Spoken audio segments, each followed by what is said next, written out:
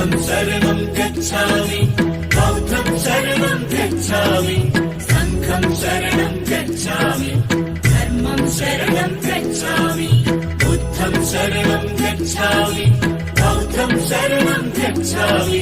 संघं शरणं गच्छामि धर्मं शरणं गच्छामि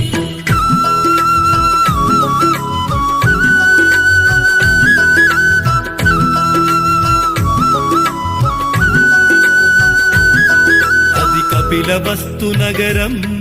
ఇది శుద్ధోదన రాజ్యం మాయా కడుపుల జననం ఇది మానవ జాతికి వరము ఈ భువనంపై ఓ బుద్ధుడు తన పేరే సిద్ధార్థుడు